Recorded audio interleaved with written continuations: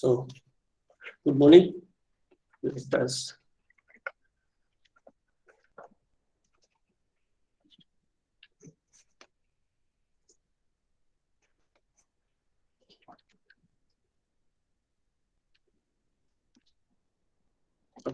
So, good morning, all of you. Good morning, Good sir. morning. Good morning, sir.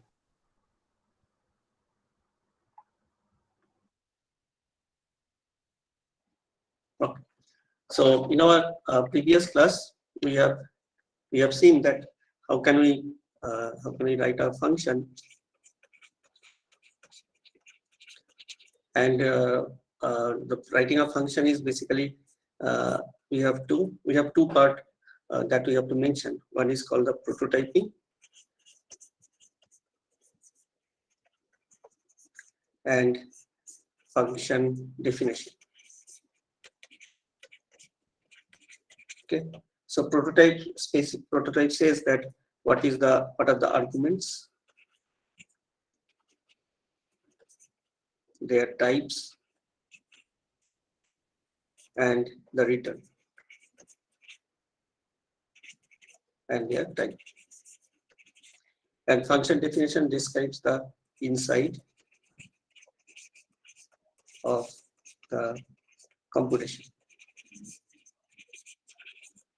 Okay, and then we have seen some examples where we can have input. We have a integer return like is prime,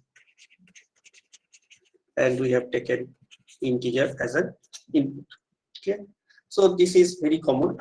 Most of the times, what are the data types that we have seen are integer, like character, like float. These are the very common data types, and their derived forms are also available, like short, long, etc. But we have another data type which is called void. So what is the implication of this void? So void basically specifies that it is a particular item that does not have any specific value, or it does not have any specific type. So void is basically, sometimes we call this as a null set. So as we understand the null, that null is that set null exists, but it does not contain anything. So this is some abstraction which is also available in the C programming language, which says that it exists, but it does not have anything in its content. Yeah. So void, this data type having some special characteristics. So the data type void. So it cannot we cannot define a void item. So I cannot write like integer a. I cannot write like this. Clear? So I cannot write void a. So this statement is incorrect. So I cannot specify a memory location as a void. Yeah? So whenever I am writing, defining a data, I must define this memory. I must define a memory location in the memory, and that will be the name of A, and that memory location must have some data specification. But what is the significance of writing a void? That means I am specifying a memory location in my memory, and this memory location does not contain anything, or it does not exist. So this is these contradictions are not allowed. But what we can do, I can write a void pointer. So the thing is that I cannot define void. This is incorrect. But I can define a void pointer. So I can define void star, say IV. So this is correct. And I can also specify void as a return type and the argument of a function. So void can also be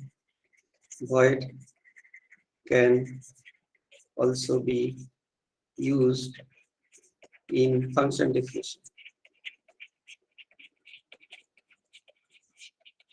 or function prototype. So it says, As a defender. yes. Sir, I cannot understand the second one, the definition of the void as pointer. I'm coming. So what we can do, I can write void star IV, sorry, IV, that is correct. Then I can write a function like void in me, sorry, void me,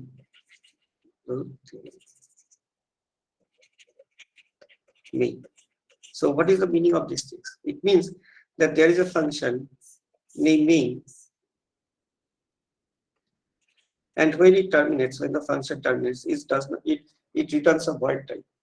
So it is returning a type of void. Understand? So every function must return something. So it must return a data type to its calling function. So whenever I am specifying a function with returning a void, that means it is returning a type of void to the main function. Understand? So I do not have any return statement in my program. Yeah. Or if I have a return statement, then I do not specify any value in the return statement. So I can write main void main, or say main is little bit confusing. Say I can write void display uh, something like this. Say I integer I. So if I is greater than 10, then we display printf say slash d I, else we return. So here we don't have a specific return value. I just return from the function because I don't have a specific value to be returned from the display. So display is a function which does not return anything, but rather we can say display is a function when it executes, and when the function is over, it is returning a void to the calling function. Okay. So here what it does, if I is greater than 10, then it prints the value of I in the display, and then it returns. Okay. And what it returns, it returns directly to the main. It does not returns any particular value to the calling function. So if I is greater than I is not greater than 0, then the else statement executes, and the else statement does not have any execution. It simply returns to the main, returns to the calling function. Okay. So we don't have any specific return value with here. So we don't have any specific return value in this here. Okay. Rather, if I modify these things as integer, okay, then I have to mention that return return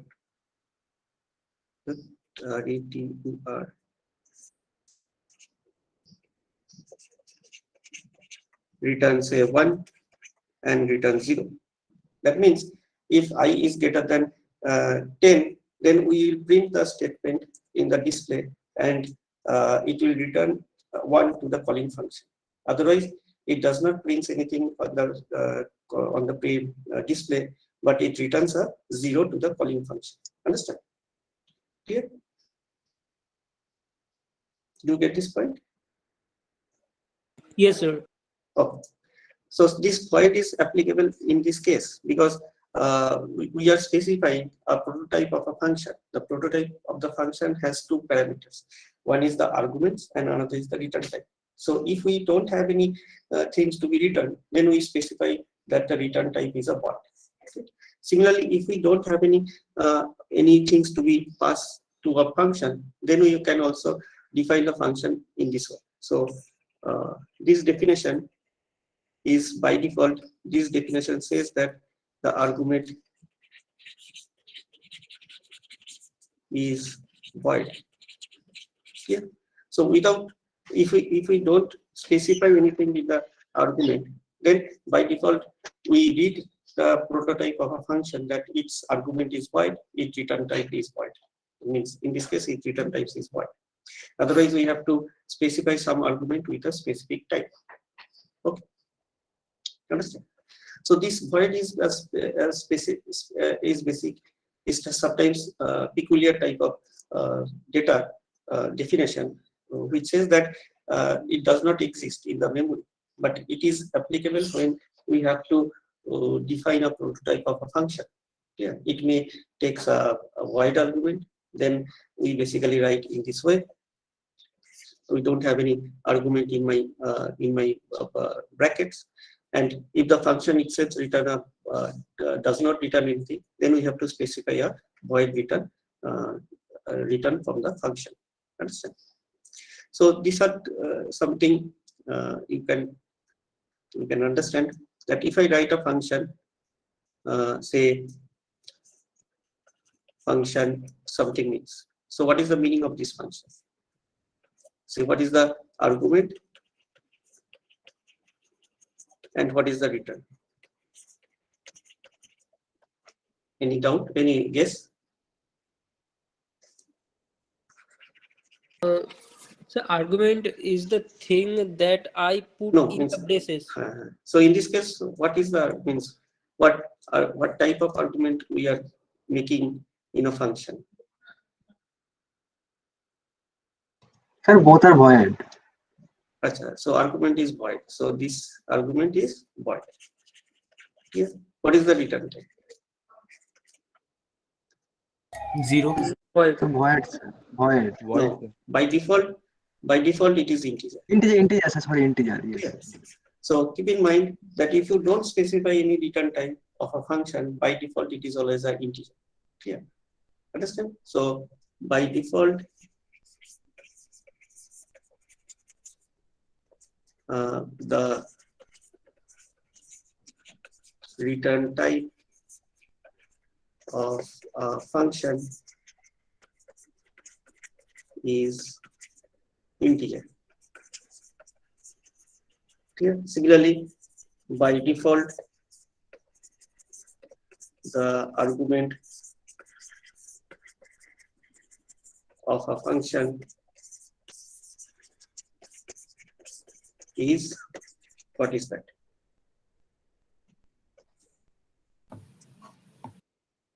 If we don't specify anything, then this is void. Integer. Void. So this is the default definition. If you see function, we have not specified anything as a return type. We have not specified as an argument. So by default, the return type is always integer. By default, the return type argument is always a void. Understood? Okay. So now we come to our discussion. So far we have seen some examples of functions where we don't have specify any, we don't have used the void data type. So in this case, I am using a function, or I am defining a function where I am returning a void data type. Okay? So this function is basically what it does. It takes a string as an input, and it changes the string to its uppercase. So if the string contains any lowercase alphabet, then we change the lowercase alphabet to the uppercase alphabet. Okay? So the main function is simple. So what it does, it reads a string in the array of string. Okay? And then we pass this address of this base address of the array to a function which is called uppercase. Okay? Now come to this uppercase. So what uppercase will return? The uppercase does not return anything. It just updates the string from its console or from its computation and simply returns. Understand? So the main function passes a base address of an array to a function. The function simply changes the lowercase alphabet to its uppercase and returns. So it does not have any things to specify for the main. Okay. So now what the uppercase does, it is defined what type of argument it takes.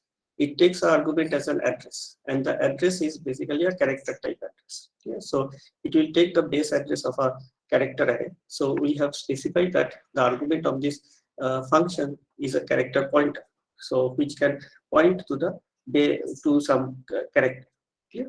And then we look for this string. We start from the base address of the string and looking for the null character. 0 is basically the null character. So if the element which points by the pointer is not equals to null, then we have updated all the all the z to a with the uppercase of a and z. So this if statement is basically updating the lowercase alphabet to the uppercase alphabet, and then we increment the pointer by 1. Understand? So simply what the uppercase function does. So it takes a base address, say my string contains y and null. So this is null. So str is now pointing to the base address. Now it checks whether this alphabet belongs to a to z or not. If this belongs to if this belongs within the range of a to z, then it change it by j. Then str is increment by 1. Again it checks, it change it by a. Then str increments by 1. Then it checks, it changes by y. Then str increments by 1. This is null. So the while loop terminates, the function returns. So what it returns? It returns a byte. Okay. So that is the main objective of this uppercase. Is that clear? Yes, sir. Okay. So far what we have seen that I can define and I can declare different types of function depending on the arguments. Okay. Now we will come to the control flow. Means how. Sir, I have not understand that minus a plus a, that in character. Okay, so these are the alphabets. Actually, we are basically, so say there is a str points to j. Understand? So this is the j. So what we have to do, we have to update these things to the capital J. Understand? Clear? So this j, let j is having the ASCII code. I forgot what is the ASCII code. Let me check. I will show you how it is working. Sir, A is I think from 97. Small Huh? a. Small And is capital 9. A. Capital A, is if you can 65. say. Achha. Capital is So, 60. so this becomes minus a. Then what was the minus a plus capital A means, or we can write these things j minus what did you say 90. Sir, 97 minus 65. 65. Clear? Understand? So if a is 97, clear, then j will be something, the offset 97 plus something, some offset of d. Clear? Delta. So what we have to do, we have to now a is starting from 65, so we have to reach capital J, which is 65 plus that offset. Understand? Clear? So now we equate these things. This is the equation. It says that what is the difference between the 97 and 65? So this is the difference between their ASCII code, and that ASCII code, the difference between the ASCII code is subtracted from J. So now J will become J will map to the value of capital J. Understand? Get it? Yes, sir. Thank you.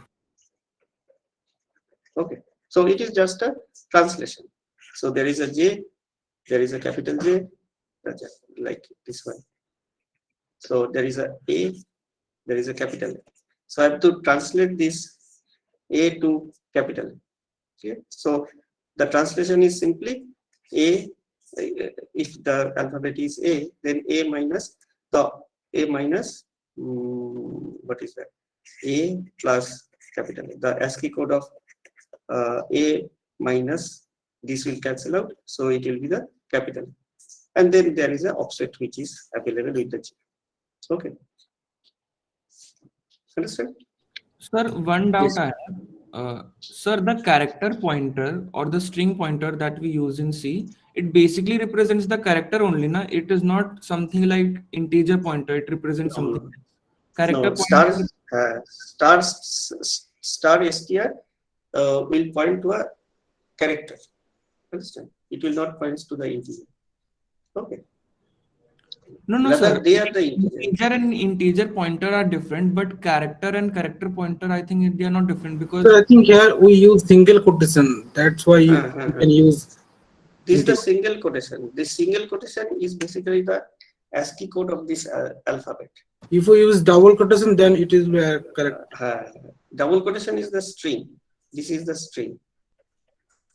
Single quote is basically the ASCII of the alphabet.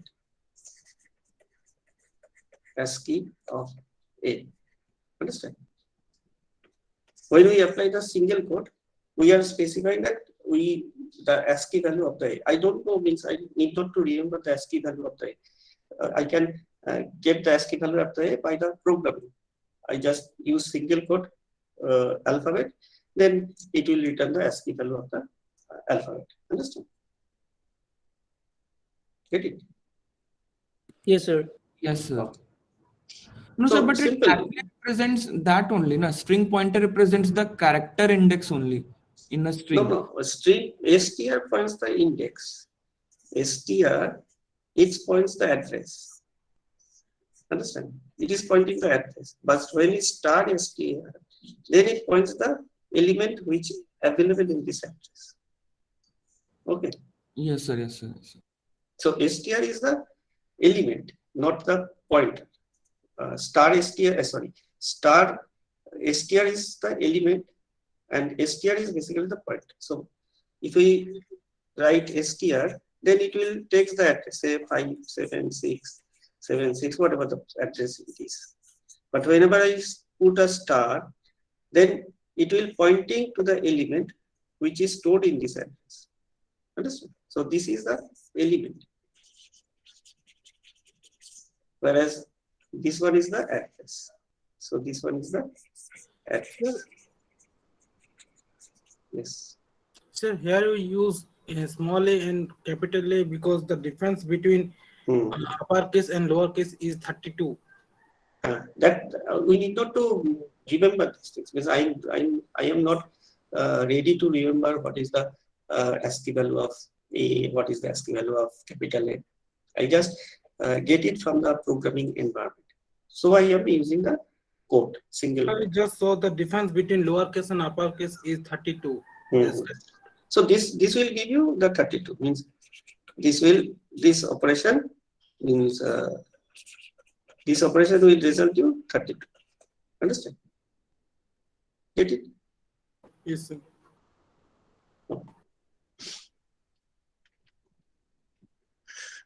Okay. So our discussion was what was discussed? Okay, control flow. So what do you mean the control flow? The control flow is that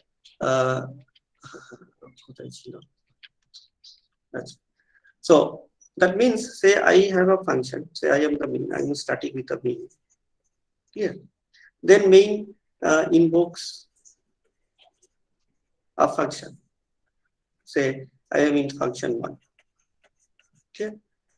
Then function 1 say executes, and sometimes in its execution this function again invokes another function. So say it invokes a function 2, then it executes, and during its execution it may invoke another function, say function 3. Okay. And then it runs, and somehow it returns. So when it returns, the control, where the control will go? Does the control goes to the main, or does the control goes to the immediate precedence of this call, or where the control will return? It says that Page away. it says that it will return to the immediate calling function. Means every time when I am in a particular function, so when this function will over, means when the execution of this function is completed, then the control will return to just the next statement of the calling function. Say I have a main, and in my main, in our previous example, we do have the situation as well. We do have this type of program. Say in my main, there is a for loop. Say I equals to 100, I less than 1000, I plus plus, sorry, I plus 1, and then I have a check if is prime. Then I have a sum plus I. So this was our previous example where what we are doing, we are basically summing up the prime numbers within the range of 100 and 1000. So I am summing the prime which are in the range of something like this 7. So in this way I am adding the numbers which are prime in the range of 0 to 10,000. Yeah. So how it works out? So it works on that the main. So if we look into the main, then with a I value of 100, it invokes a function. So it invokes a function is prime with the value of say 100. Yeah. Then is prime executes something. So when is prime is over, it will return some value. So in this case, it will return a 0. Then when it returns, when the prime is returning, so where the control will go? The control will go immediately the next statement of this if.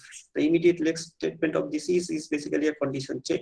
So it will execute the condition check whether the return value is 0 or 1. So if the return value is 0, then it will get out from this if block and increments I by 1.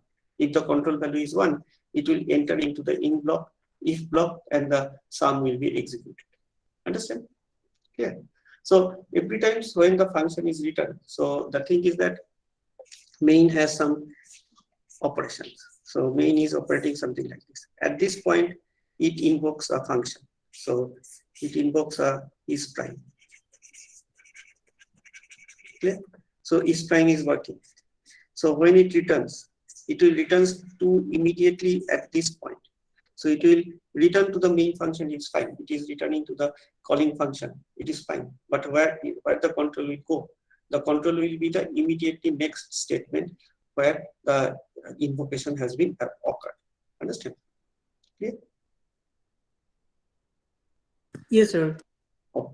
So these things is also applicable when we have a recursive or cascade calls. So one function calls another function, calls another function.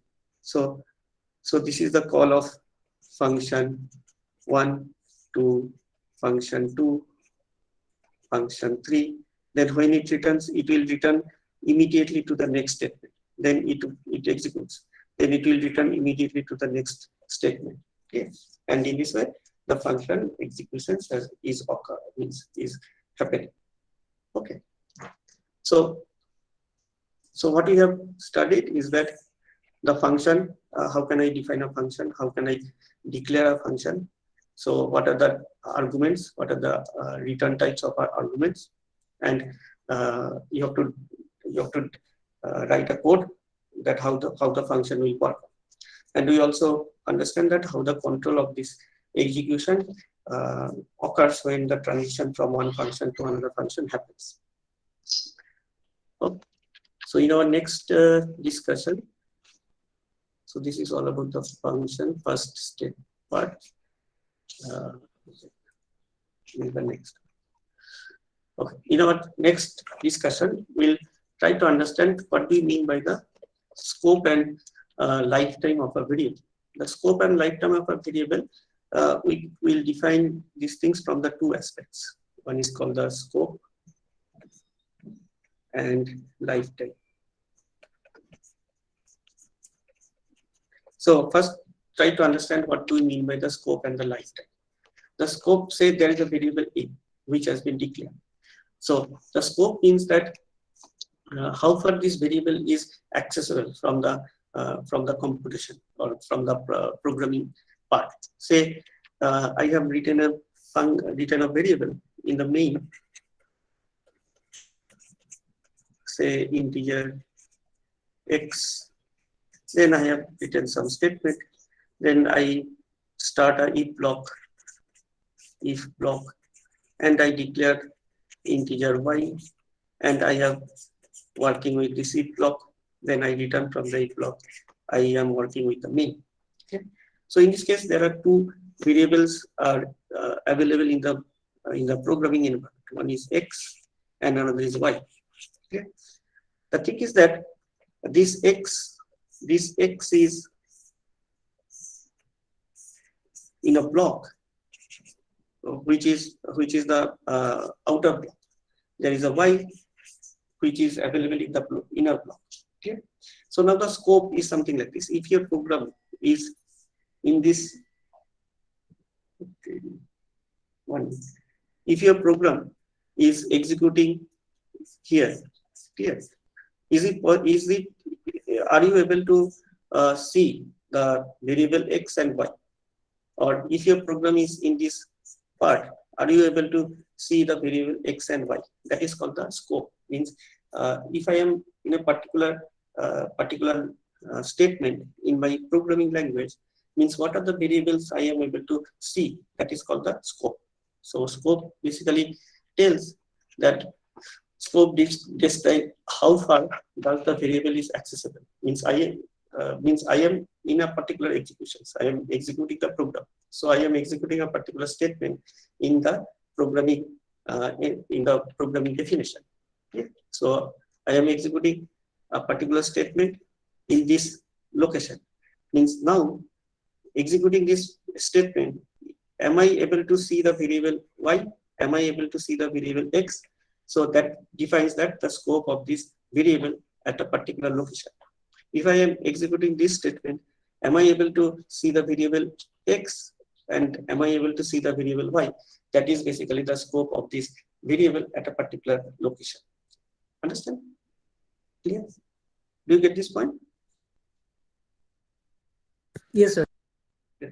So basically the pure C language means if we look into the C language as a standard C language, we say that the variables cannot be defined on the fly. So here I am defining the variable on the fly. So whenever I require a variable, I define that variables. Okay? But the pure C language or the standard C language does not allow you to do these things. But still, as the modern compiler or the modern programming environment allow you, so we are discussing these things in that context. It says that the variables which are the scope of the variables is basically defined by its block. So it says that when I am in the X block and the Y block is not even defined, so the variables Y is not accessible. Okay. So let me read it out. The scope is visible. The scope is basically resolved by the block where the variable is declared. Here, so when I am in the outer block, here, so I am in the block of, say, this is the block of 1, this is the block of 2. So I am in the outer block. So here X is defined. So it does not define the inner block B2. The inner block B2 is yet to be defined. So all the variables which are available in this block are accessible when we are executing the statement here or in this here. Understand? Yeah. So now consider that we are in a cascade block. I am in the cascade blocks. So I enter into the B2 block. Then there are two variables X and Y which are available.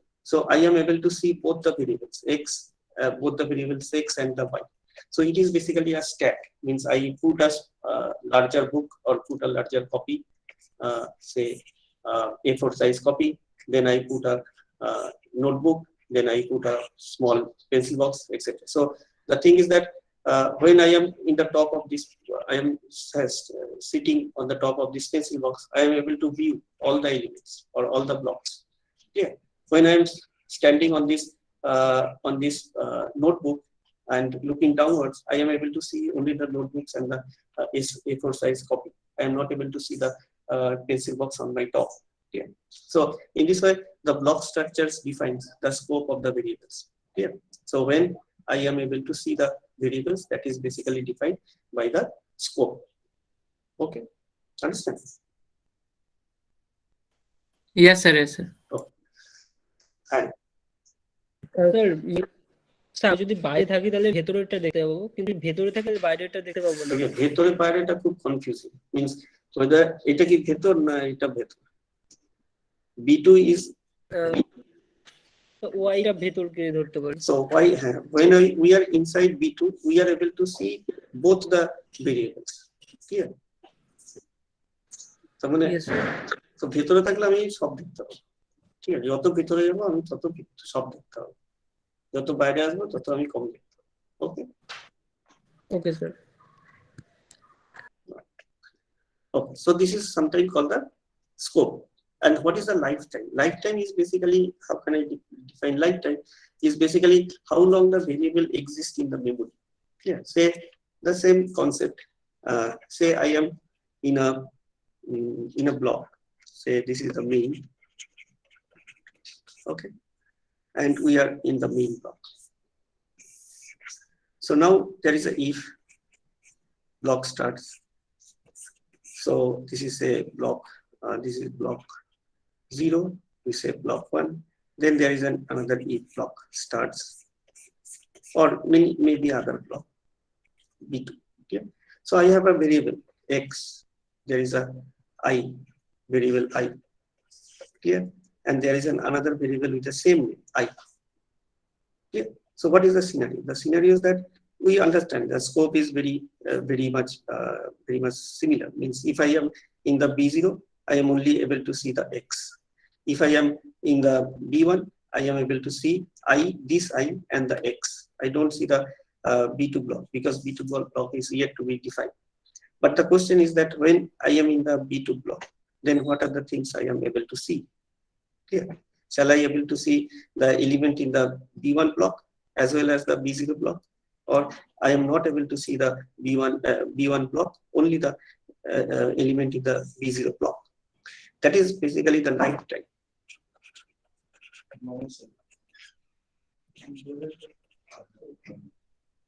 You come after 15 minutes. Okay. So this is defined by the lifetime. The lifetime is basically says that how long the control is within a block, the variable will be available in the memory.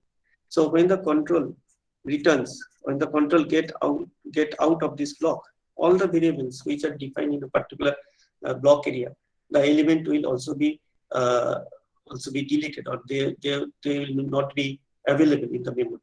Understand? So in this case, when I am, say this is the statement 1 available here, say this is statement 2 available in the block 2, say this is statement 3 available, and the statement 4 in the block 4. Say we have another statement 5.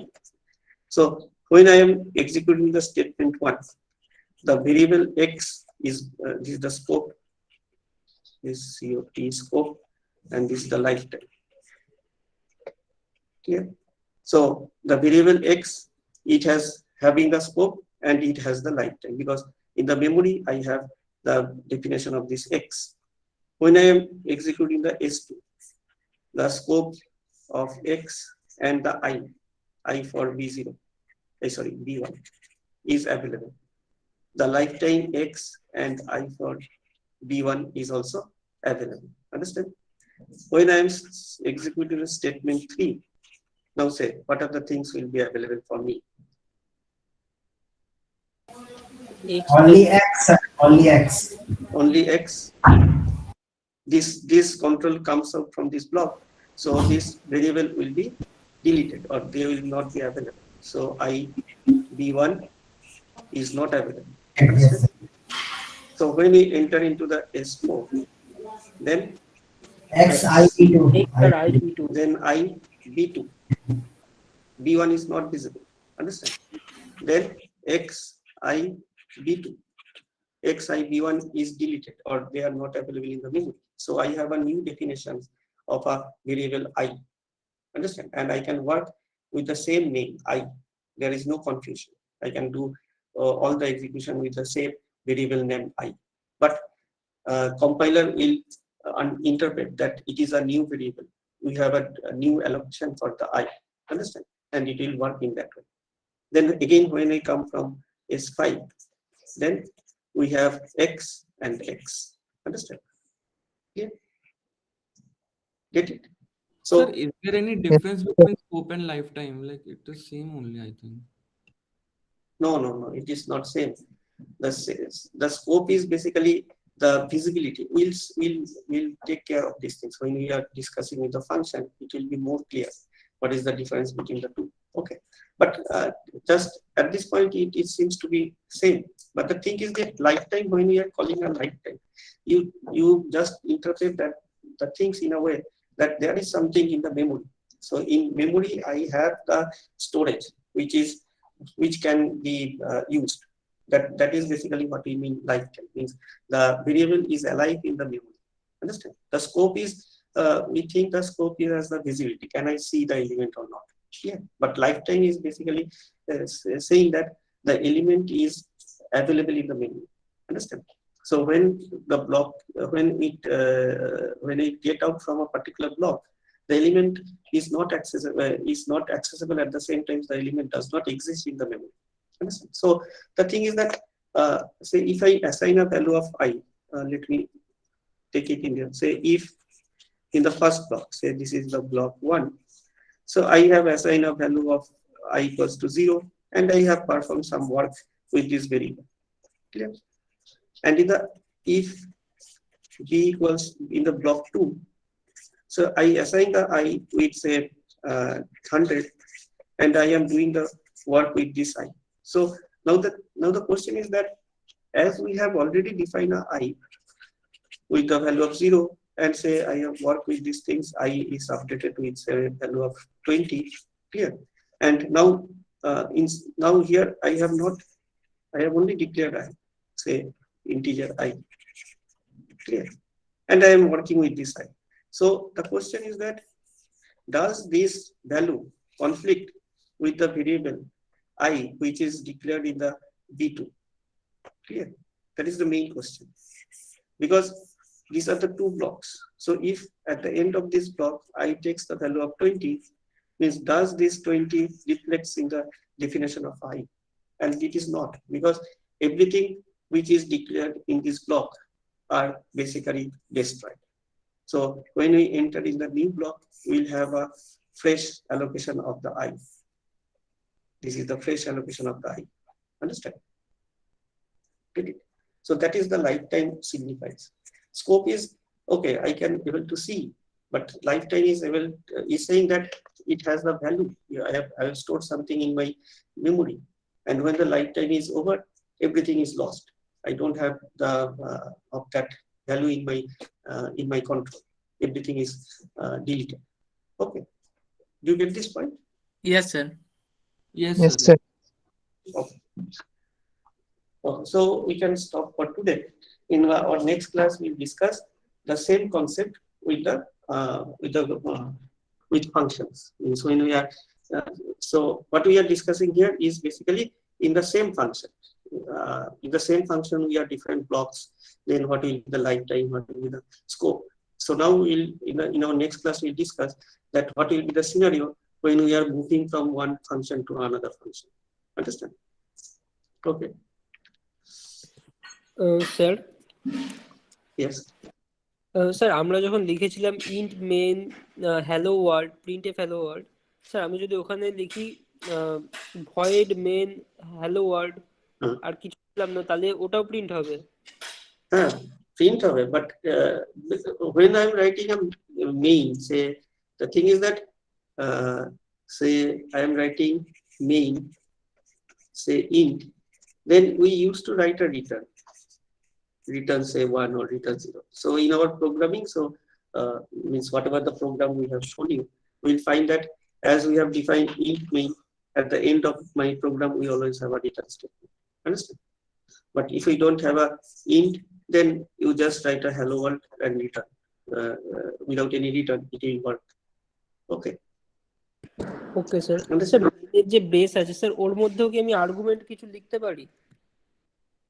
বুঝলাম না, which one? Sir মেনের মধ্যেও কি আমি কিছু লিখতে পারি, মানে sir হ্যাঁ, বেস? হ্যাঁ, হ্যাঁ, হ্যাঁ, হ্যাঁ। Main এর মধ্যে the writing arguments in the main is basically called a command prompt execution. So when we have to run the program, we have to run the program with some argument. Okay, I am not going in details. So we call these things as command prompt execution. Yeah, say if you are familiar with say Linux or sometimes Ubuntu, you always have some console where I write, or say simple DOS. If you have a DOS, you may use these things: copy, say file name 1, say file name 2, say file name F1, and say F2. Here, something like this. Okay. So what is the meaning of this? So this is basically the program. This is a program which takes two arguments: the name of file 1 and the name of file 2. And this program cannot be worked. So if I write copy and try enter, this program will not work. It will give you an error statement. Okay. So the thing is that this program is written in such a way that it takes two arguments: the main of this program, which name is copy, the file name of this main is copy in DOS. It is written in such a way that it takes two arguments. Yeah. Such that when your command prompt executes a copy command, it will always take two arguments, otherwise it returns an error. Okay. Okay, sir. Understand? Sir, in Java also we used to write Yes, string yes. string Yes. So in Java, it is a different environment. So in core Java, not in other Java. In core Java, your main is always having some argument, string, void string argument or something like that. Okay.